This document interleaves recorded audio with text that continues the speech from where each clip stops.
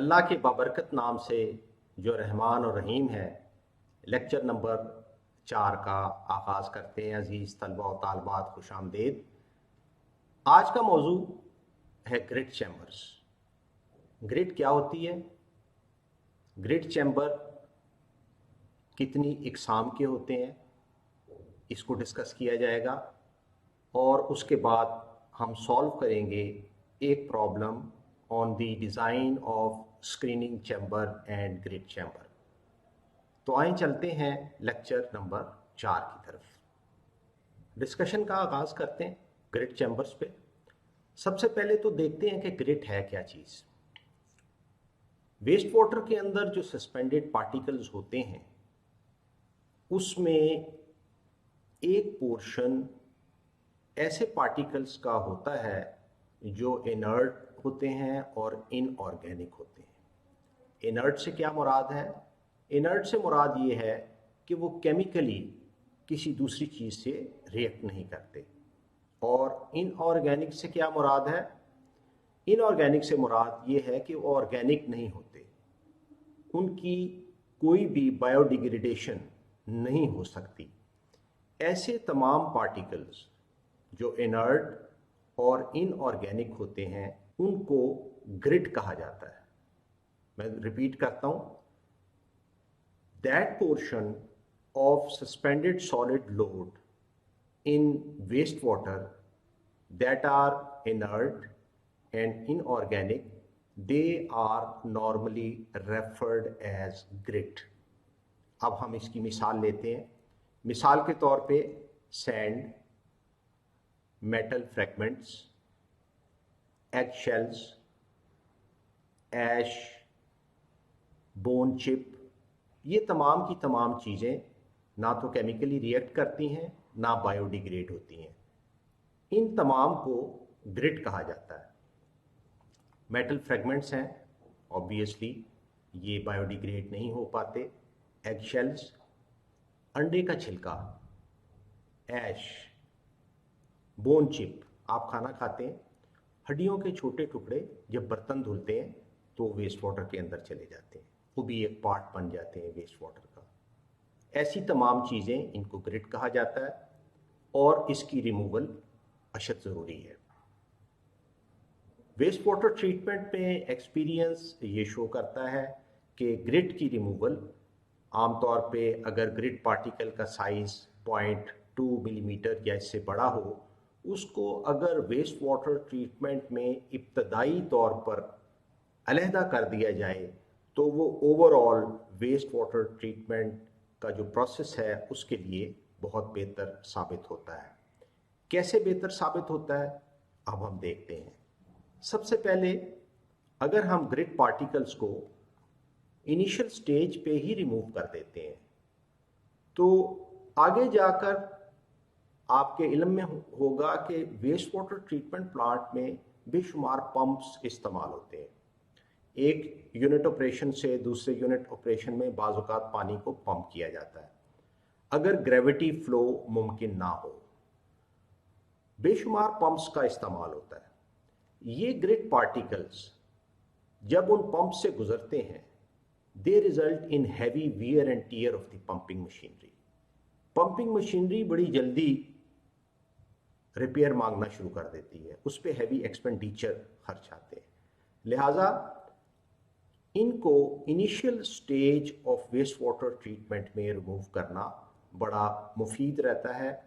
दूसरे नंबर पे ग्रिड जब एरिएशन टैंक में जाती है, अगर एक्टिवेटेड स्लज प्रोसेस इस्तेमाल हो रहा है, या स्लज डाइजेस्टर्स में जाती है, that occupies a useful volume of the aeration tank and the sludge digesters.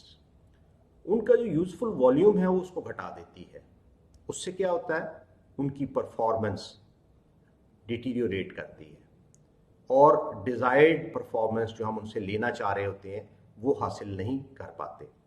तीसरे नंबर पे ग्रिड सीरियस प्रॉब्लम क्रिएट करती है स्लज डाइजेशन के दौरान। लिहाजा बेहतर है कि इसको इब्तदाई स्टेज पे ही वेस्ट वाटर ट्रीटमेंट की रिमूव कर दिया जाए। चौथे नंबर पे पाइप्स और चैनल्स, जो वेस्ट वाटर ट्रीटमेंट प्लांट में आमतौर पे इस्तेमाल होते हैं, ये पाइप्स को क्लॉग कर देती है, चैनल्स के नीचे बैठ जाती है और उनके यूज़फुल वॉल्यूम को कम कर देती है। और फाइनली ग्रिट क्योंकि नॉन बायोडिग्रेडेबल होती है तो उसका कोई बज़ाहिर आप देखें कोई फ़ायदा नज़र नहीं आता कि हम उसको प्राइमरी ट्रीटमेंट से गुजार के तो बायोलॉजिकल ट्रीटमेंट में ले जाएं। क्यों? बायोलॉजिकल ट्रीटमेंट में उसकी बायोडिग्रेडेशन नहीं हो सकती, और अगर बायोडिग्रेडेशन नहीं हो सकती तो फिर उसको सेकेंडरी ट्रीटमेंट में ले जाना बेकार और लाहासिल साबित होगा। लिहाजा इनिशियल स्टेज पे उसका रिमूव करना बहुत मुफीद रहता है। मैं क्विकली दोबारा से इसको समराइज करता हूँ। अगर ग्रिट को इनिशियल स्टेज पे रिमूव कर लिया जाए तो पंपिंग मशीनरी की वियर एंड टियर नहीं होगी, एरिएशन टैंक्स डाइजेस्टर्स के अंदर ये प्रॉब्लम क्रिएट नहीं करेगी, स्लज डाइजेशन में प्रॉब्लम्स नहीं आएंगी, पाइप्स क्लॉग नहीं होंगे, चैनल्स क्लॉग नहीं होंगी। ये तमाम फ़वाइद हमें हासिल हो सकते हैं। अब ग्रिट की रिमूवल कैसे होती है? ग्रिट की रिमूवल ग्रिट चैम्बर के अंदर होती है। ग्रिट चैम्बर किस प्रिंसिपल पे काम करता है? ग्रिट चैम्बर इस प्रिंसिपल पे काम करता है कि स्पेसिफिक ग्रेविटी का जो डिफरेंस होता है ऑर्गेनिक पार्टिकल्स में और इनऑर्गेनिक पार्टिकल्स में, इस डिफरेंस पे ग्रिट चैम्बर काम करता है। ग्रिट चैम्बर के अंदर वेलोसिटी इस तरह से मेंटेन की जाती है कि जो ऑर्गेनिक फ्रैक्शन है, जो लाइटर इन वेट होती है, इसकी स्पेसिफिक ग्रेविटी 1 से लेके 1.2 तक होती है। ये तो ग्रिट चैम्बर से गुजर जाती है, लेकिन जो इनऑर्गेनिक फ्रैक्शन है जिनकी स्पेसिफिक ग्रेविटी 2 से लेके 2.65 तक होती है, वो इसमें सेटल हो जाते हैं। इस बेसिस पे जो डिफरेंस है स्पेसिफिक ग्रेविटी में ऑर्गेनिक पार्टिकल्स का और इनऑर्गेनिक पार्टिकल्स का, इस प्रिंसिपल को एम्प्लॉय करते हुए ग्रिट चैम्बर को डिज़ाइन किया जाता है। अब हम देखते हैं कि ग्रिट चैम्बर की मुख्तलिफ इकसाम कौन कौन सी हैं। सबसे पहले horizontal flow channels. Horizontal flow channel ये सबसे सिंपल फॉर्म है ग्रिट चैम्बर की। इसमें दो टाइप्स हैं, मैनुअली और मैकेनिकली क्लीन। जिस तरह स्क्रीनिंग चैम्बर में आपने देखा कि स्क्रीनिंग चैम्बर को और या उसमें जो स्क्रीन प्रोवाइड की जाती हैं उनको मैनुअली भी क्लीन किया जा सकता है, मैकेनिकली भी क्लीन किया जा सकता है। बिल्कुल इसी तरह ग्रिट चैम्बर्स में भी दोनों ऑप्शंस मौजूद हैं। आप मैनुअली क्लीन करना चाहते हैं आप कर सकते हैं, और अगर आप mechanically clean grit chamber design करना चाहते हैं वो भी कर सकते हैं। पाकिस्तान के लिए कौन सा बेहतर है? मेरी नाकिस राय में पाकिस्तान के लिए मैनुअली क्लीन स्क्रीनिंग चैम्बर और ग्रिट चैम्बर शायद ज़्यादा बेहतर है। उसकी वजह लेबर चीप अवेलेबल है, मैकेनिकली क्लीन इक्विपमेंट आमतौर पे मेंटेनेंस ठीक नहीं हो पाती, लिहाजा वो जब ख़राब होते हैं तो फिर उनकी रिपेयर पे ना सिर्फ अखराजात आते हैं, टेक्निकल एक्सपर्टीज़ की ज़रूरत होती है जो हमारे यहाँ ईजीली मुहैया नहीं हो पाती। इसलिए पाकिस्तान के हवाले से शायद मैनुअली क्लीन स्क्रीनिंग चैम्बर और मैनुअली क्लीन ग्रिट चैम्बर मुनासिब महसूस होता है। हॉरिजॉन्टल फ्लो चैनल्स जो कि ग्रिट चैम्बर्स की एक किस्म है, ये आमतौर पे उस वक्त इस्तेमाल होते हैं जब फ्लो लेस देन और equal to 1 mgd million gallons per day या 1.5 क्यूसिक या 3700 क्यूबिक मीटर पर डे हो। ये तीनों फॉर्म्स और यूनिट्स यहाँ बता दिए गए हैं।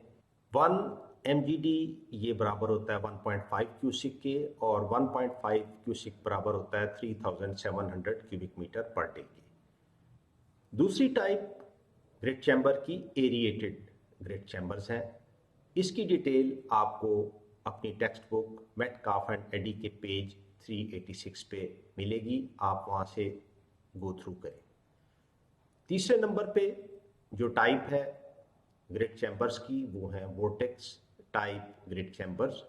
इसकी तफसील आपको अपनी text book Metcalf and Eddy के पेज 392 पे मिलेगी। मुख्तसर तफसील है, वहाँ पे आप गो थ्रू कर सकते हैं।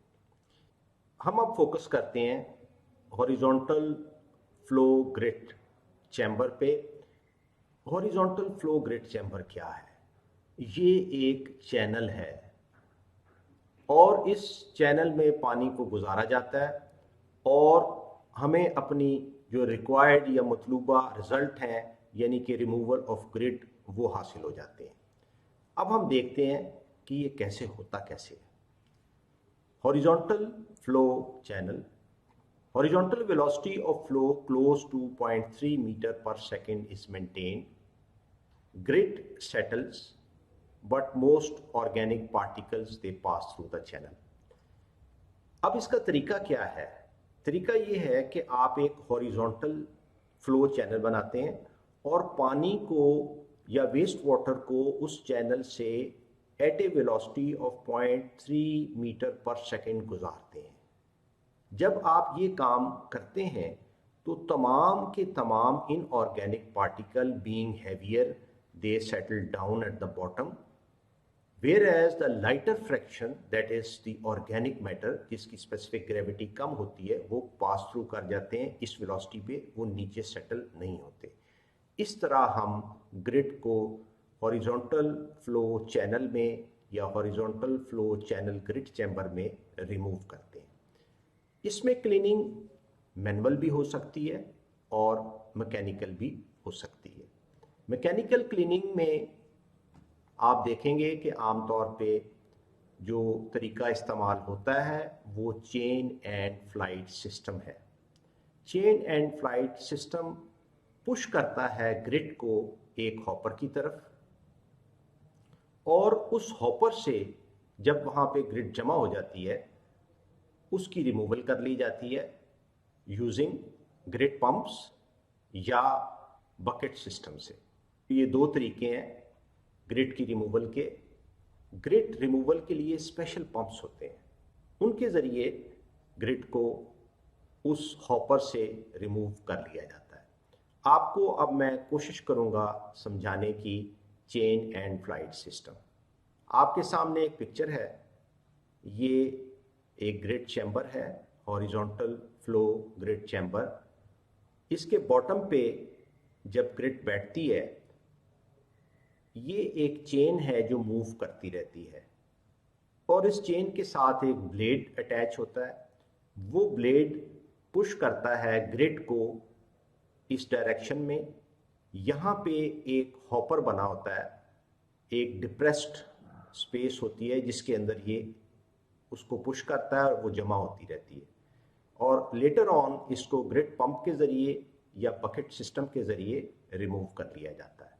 अगर आप इसकी मज़ीद तफसील देखना चाहते हैं तो मैं आपको सुजेस्ट करूंगा कि आप YouTube पे इसकी कुछ वीडियोस देखें जहां ये आपको बिल्कुल क्लियर हो जाएगा इंशाल्लाह। ग्रिड चैम्बर के अंदर आमतौर पे जो डिटेंशन टाइम है वो 40 से लेके 60 सेकंड्स तक होता है। ये एक एडिशनल इंफॉर्मेशन है जो कि फुट नोट के अंदर लिख दी गई है। अहम चीज़ ये है कि स्क्रीनिंग चैम्बर और ग्रिड चैम्बर ये दोनों पीक फ्लो पे डिज़ाइन किए जाते हैं। इस चीज़ को आपने भूलना नहीं। ये डिज़ाइन क्राइटेरिया है, internationally laid down design criteria. Both screening chamber and grit chamber they are always design on peak flow. दूसरी चीज़, ये हमेशा डुप्लीकेट में डिज़ाइन किए जाते हैं। डुप्लीकेट में डिज़ाइन क्यों किए जाते हैं? अगर एक चैम्बर ख़राब हो जाए, उसकी रिपेयर की ज़रूरत हो तो वेस्ट वाटर ट्रीटमेंट प्लांट की फंक्शनिंग में कोई हर्डल ना आए और वो चलता रहे। हम दूसरे पे स्विच कर जाएं, स्क्रीनिंग चैम्बर पे या ग्रिड चैम्बर पे, और जो normal functioning of waste water treatment plant है वो जारी रहे। मैं रिपीट करता हूँ, design flow for both screening chamber and grid chamber is the peak flow, and they are always designed in duplicate. यहां तक तो बात थी थ्योरी की, डिजाइन क्राइटेरिया की। अब आप कैसे माहिर होंगे स्क्रीन के डिजाइन में, आप कैसे माहिर होंगे ग्रिड चैम्बर के डिजाइन में, वो तरीका ये है कि आप एक सॉल्व प्रॉब्लम को देखें या हल करें। जब आप उससे गो थ्रू होंगे तो वो तमाम स्टेप्स जो डिज़ाइन के अंदर इन्वॉल्व होते हैं उससे आप वाकिफ़ हो जाएंगे, और आप में ये कैपेसिटी डेवलप हो जाएगी कि जब आप फील्ड में जाएं, प्रोफेशनल लाइफ में जाएं, वहाँ पे आप स्क्रीनिंग चैम्बर और ग्रिड चैम्बर को डिज़ाइन कर पाएँ। हम चलते हैं एक सॉल्व प्रॉब्लम की तरफ, जिसमें आप डिज़ाइन करेंगे एक स्क्रीनिंग चैम्बर और ग्रिड चैम्बर। प्रॉब्लम स्टेटमेंट मैं रीड आउट करता हूँ। डिज़ाइन एक screening chamber and grit chamber for a design population of 50,000 persons with a water consumption of 300 LPCD. Assume wastewater flow to be 80% of water consumption. Assume necessary data. इसका क्या मतलब है? इसका मतलब ये है कि आप डिज़ाइन क्राइटेरिया को देखें, और अगर कोई चीज़ आपको मतलूब है उसको डिज़ाइन करने के लिए, तो जो internationally laid down design criteria जो वाइडली रिपोर्टेड है या इनके डिज़ाइन के लिए स्क्रीनिंग चैम्बर के लिए और ग्रिड चैम्बर के लिए इस्तेमाल किया जाता है, उसको आप कंसल्ट करके इसको डिज़ाइन करें। इसका ये मतलब है। स्क्रीनिंग चैम्बर को डिज़ाइन करने से पहले आपको रिफ्रेश करने के लिए मैं एक बार फिर आपके सामने उसकी फिगर लेकर आया हूँ, figure 4। Figure 4 is plan of A typical screening chamber. इसका सोर्स इंटरनेट है, मैंने इसको इंटरनेट से लिया है। ये सीवर पाइप है, ये यहाँ पे एंटर होता है। ये जो एक चैम्बर सा बना हुआ है, इसको स्क्रीनिंग चैम्बर कहते हैं। आमतौर पे ये मेसनरी ब्रिक्स से कंस्ट्रक्ट किया जाता है। इसकी बॉटम जो है वो प्लग्ड होती है, क्योंकि वेस्ट वाटर नीचे सीप डाउन ना हो जाए। इसकी अगर आप तफसील देखना चाहें ड्राइंग की, तो प्लीज़ आप लेक्चर नंबर 25 को देख लें, water supply and waste water engineering. ये इसमें इसकी डिटेल ड्राइंग दी गई है, और ये इंस्टीट्यूट ऑफ एनवायरमेंटल इंजीनियरिंग के यूट्यूब चैनल पे अपलोडेड है। ये कोर्स 5th सेमेस्टर में पढ़ाया जाता है। क्योंकि इस बार 5th सेमेस्टर ऑनलाइन था, लिहाजा रिकॉर्डेड लेक्चर्स उनको फ्राहम किए गए, और वो तमाम के तमाम lectures institute of environmental engineering के यूट्यूब चैनल पे अपलोडेड है। प्लान को थोड़ा डिस्कस करते हैं। सीवर पाइप एंटर हुआ स्क्रीनिंग चैम्बर में, यहाँ से स्क्रीन शुरू हो गई। स्क्रीन के बाद आप देखें ये वही जगह है जहाँ परफोरेशंस हैं और जहाँ स्क्रीनिंग्स को रखा जाता है ताकि वो ड्रेन आउट हो जाएं, ड्राई हो जाएं, फिर यहाँ से उनको रिमूव कर दिया जाता है। ये थोड़ा सा एक और पोर्शन है, और ये फिर एक सीवर पाइप जो इसको नेक्स्ट ट्रीटमेंट यूनिट से ज्वाइन कर देता है। ये था इसका प्लान। अब हम सेक्शन की तरफ आ जाते हैं। सेक्शन जो है ये आप समझ लें कॉन्सेप्ट डायग्राम है। पाइप आया, सीवर पाइप स्क्रीनिंग चैम्बर के अंदर, ये स्क्रीन है, ये अगेन वो प्लेटफॉर्म है जहाँ पे अगर मैनुअली क्लीन करना हो तो सीवर मैन यहाँ खड़ा होके क्लीनिंग डिवाइस से पुश करता है ऊपर की तरफ स्क्रीनिंग को। स्क्रीनिंग यहाँ आ जाती है, पानी नीचे ड्रेन आउट हो जाता है, खुश्क होने के बाद स्क्रीनिंग को यहाँ से रिमूव कर लिया जाता है।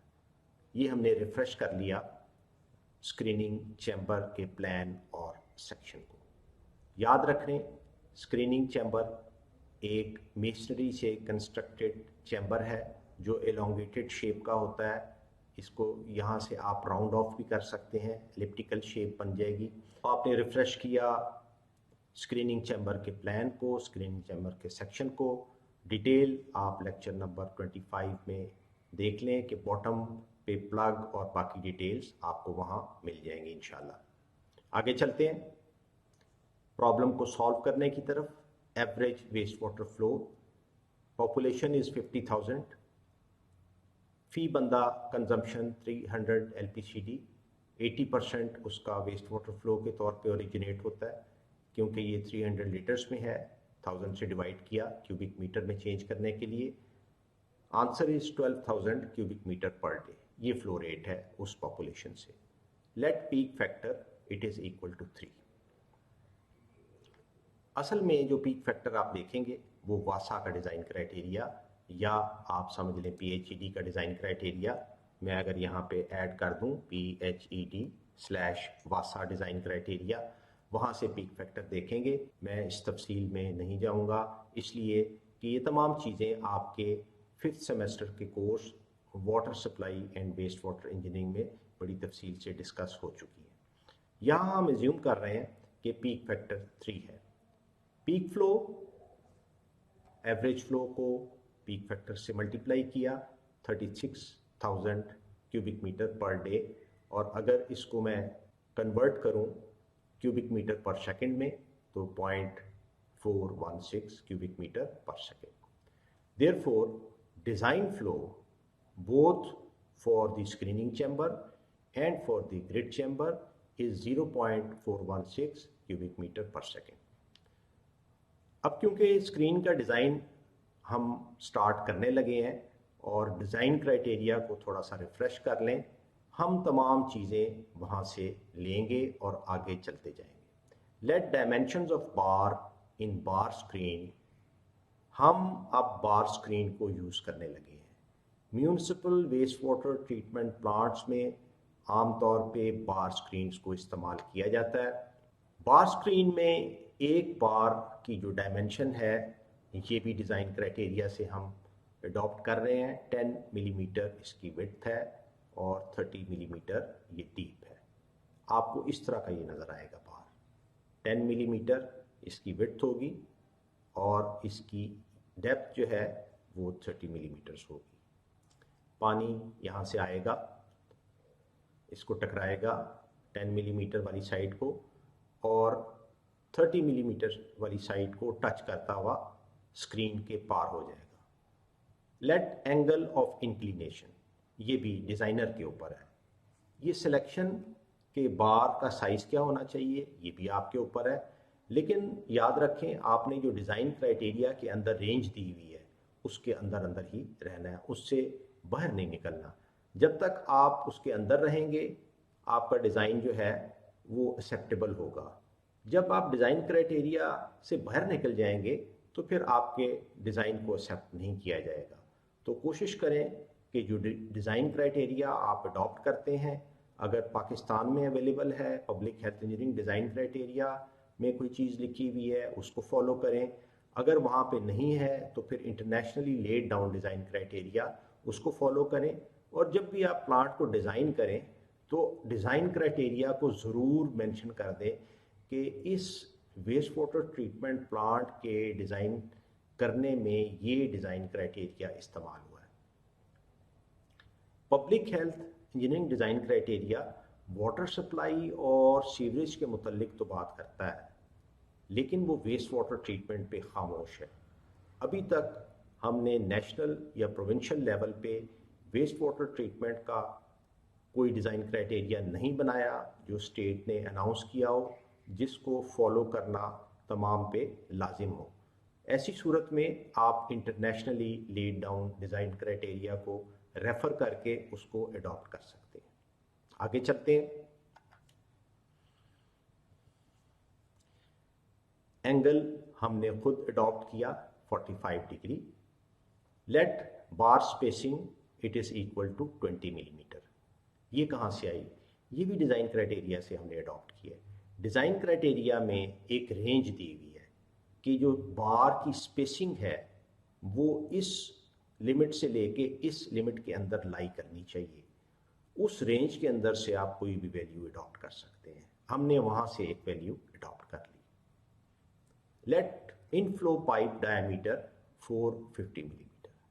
स्क्रीनिंग चैम्बर के अंदर जो सीवर का पाइप लास्ट टर्मिनल पाइप आ रहा है उसका डायामीटर, क्योंकि हमारे सामने अभी कोई प्रोजेक्ट तो नहीं है, कोई कम्युनिटी नहीं है, कोई शहर नहीं है जिसका हम डिज़ाइन कर रहे हैं, ये तो एक प्रॉब्लम हम सॉल्व कर रहे हैं, इसके लिए कुछ चीज़ें हम एज्यूम कर रहे हैं।